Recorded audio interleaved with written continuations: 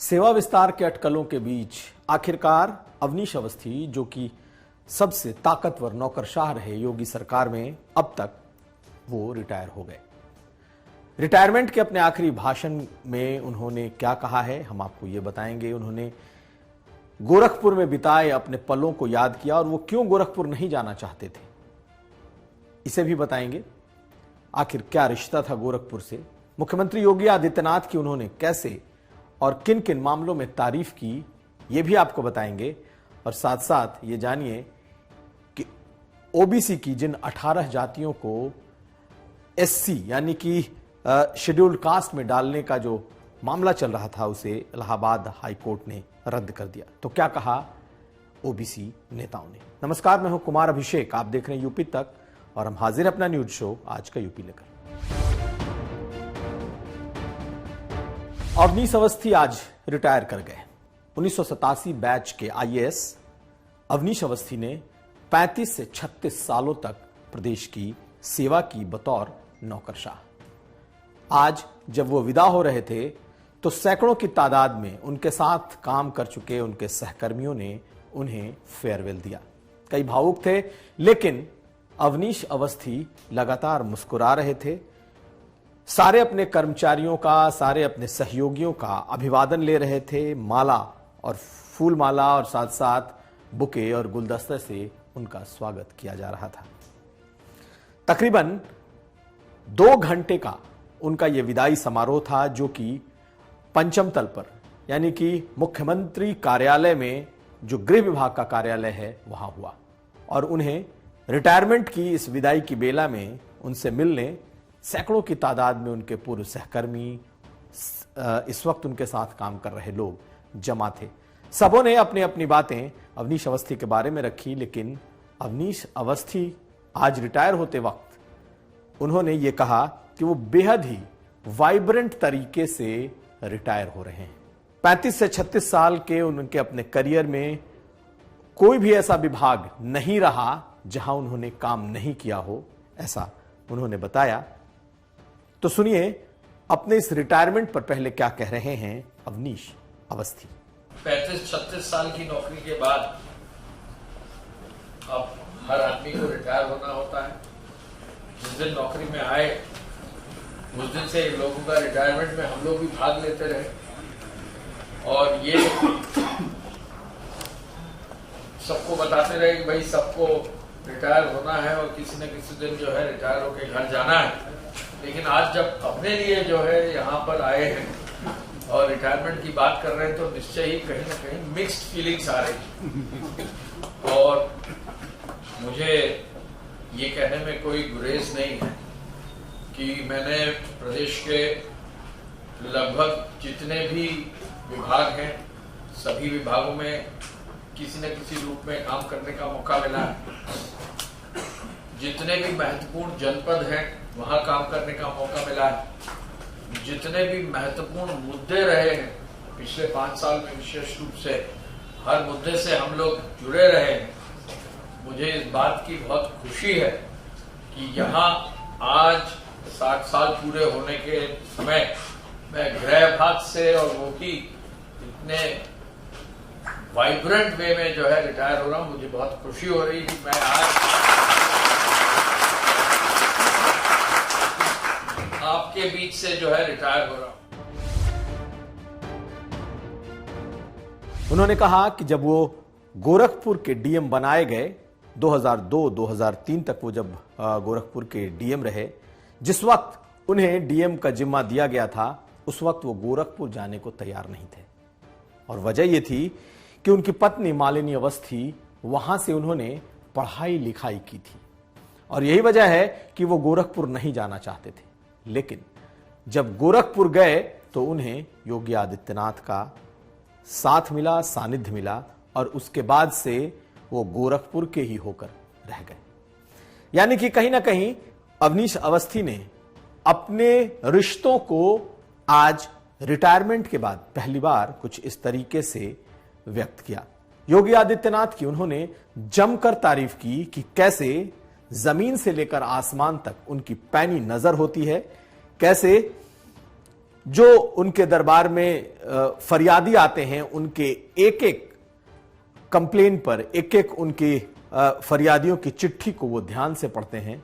और ये तमाम बातें रिटायरमेंट के बाद आज योगी आदित्यनाथ के लिए अवनीश अवस्थी ने कही। सुनिए क्या कहा है अवनीश अवस्थी ने। गोरखपुर में जिलाधिकारी की हैसियत से जब मुझे तैनाती मिली, मैं जाने को तैयार नहीं था, क्योंकि चूंकि मेरी धर्मपत्नी गोरखपुर में पढ़ी थी, तो उन्होंने कहा नहीं, गोरखपुर बहुत अच्छी जगह, आपको जाना चाहिए। और मैं गया वहां पर, और मुझे इस बात की खुशी है कि वो जो वहां मेरी सब तैनातियों के बाद 8-9 साल जिला मजिस्ट्रेट रहने के बाद, हर सरकार में जिला मजिस्ट्रेट रहने के बाद, हर बड़े शहर में जिला मजिस्ट्रेट रहने के बाद, जब अंत में प्रमोशन की नौबत आई, तब गोरखपुर जो जाने का मौका मिला, ये सौभाग्य जो मुझे मिला है, उस सौभाग्य के क्रम में मैं आज यहाँ हूँ, जहाँ आप सबके बीच में।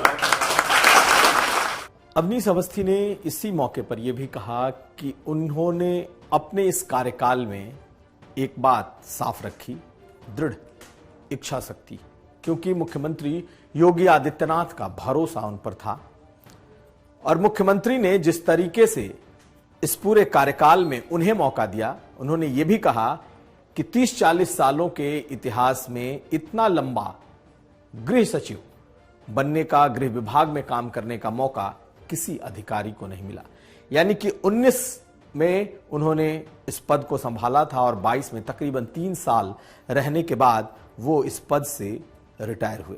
मुख्यमंत्री का उन्होंने विशेष आभार जताया, लेकिन जीरो टॉलरेंस और कानून का राज, ये जो दो मूल शब्द थे, उनका कहना था कि इस पर ही पूरे गृह विभाग का मूल मंत्र यही था और 3 साल तक उन्होंने यही काम किया। मुख्यमंत्री की वो तारीफ करते रहे। अब चर्चा यह है कि अवनीश अवस्थी रिटायरमेंट के बाद उन्हें सरकार में कोई बड़ा पद दिया जा सकता है। हम उसके बारे में आपको आगे बताएंगे, लेकिन क्या कहा है अवनीश अवस्थी ने भी सुन लीजिए। निश्चय ही मेरी मानना यह जरूर है कि अगर दृढ़ इच्छा शक्ति है, जैसे हमारे माननीय मुख्यमंत्री जी का मार्गदर्शन है, एक एक चीज की गहरी उनकी समझ है, और डाउन द लाइन जमीन पर नजर भी है और आसमान से एक विजन भी है। ये जो आसमान से विजन होना और फिर जमीन पर पैनी नजर रहना, हर आदमी की दरखास्त को खुद ही अपने आप जाकर जो है अपने गृह जनपद में जाते हैं तो अपने आप लेते हैं। यही कारण है कि प्रदेश और देश में, पूरे विश्व में हमारा नाम आगे हुआ और होता रहेगा, ये मेरी निश्चित मानना है। एसीएस होम यानी कि अतिरिक्त मुख्य सचिव गृह विभाग से, गृह के पद से रिटायर होने के बाद अब इस पद पर नई तैनाती फिलहाल संजय प्रसाद की हुई है। संजय प्रसाद इस वक्त प्रमुख सचिव मुख्यमंत्री के हैं, मुख्यमंत्री के कार्यालय में तैनात हैं और उन्हें गृह विभाग का अतिरिक्त प्रभार दिया गया है।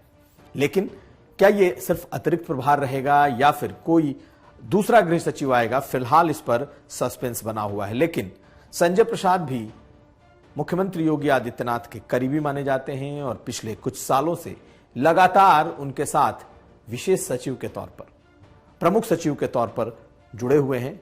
ऐसे में यह मानकर चला जा सकता है कि अवनीश अवस्थी की तरह उनका भी कार्यकाल लंबा हो सकता है।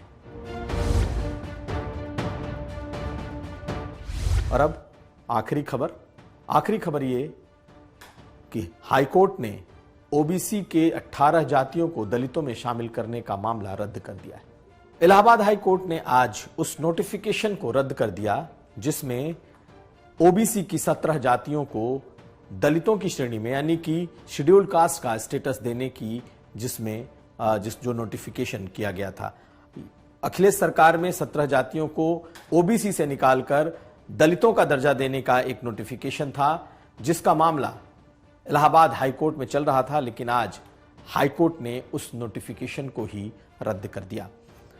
हालांकि लगातार संजय निषाद, जो कि निषाद पार्टी के अध्यक्ष हैं, लगातार इस पर उनकी मांग पहले रही है कि मल्लाह, केवट और ऐसी जातियों को दलितों का दर्जा दिया जाए। लेकिन आज जब हाईकोर्ट ने इस नोटिफिकेशन को रद्द किया तो उन्होंने कहा कि ये पहले से ही ये गलत नोटिफिकेशन था, असंवैधानिक था और अब उनकी लड़ाई ये होगी कि 1992 के पहले का जो संवैधानिक आरक्षण इन जातियों को है उसे दिया जाए। यानी कुल मिलाकर के थोड़ा सा उनकी अपनी लाइन में डेविएशन दिखाई दे रहा है और साफ साफ ये लग रहा है कि आने वाले वक्त में कहीं ना कहीं केंद्र सरकार और यूपी सरकार दोनों उत्तर प्रदेश की ओबीसी जातियों में कोटा विद इन कोटा जैसी चीजें ला सकती हैं, क्योंकि इलाहाबाद हाई कोर्ट के नोटिफिकेशन रद्द करने के बाद अब यह रास्ता खुल गया है कि वैसी जातियां जो ओबीसी में हैं लेकिन अति पिछड़ी हैं उन्हें नए तरीके से उनके अधिकार दिए जाएं।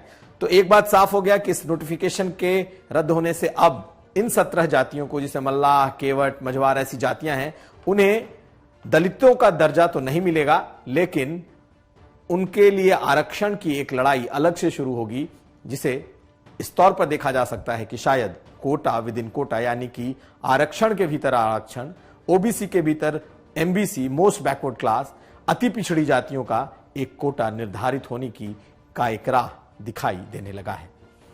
तो यह था आज का यूपी। हम फिर हाजिर होंगे, तब तक आप देखते रहिए यूपी तक।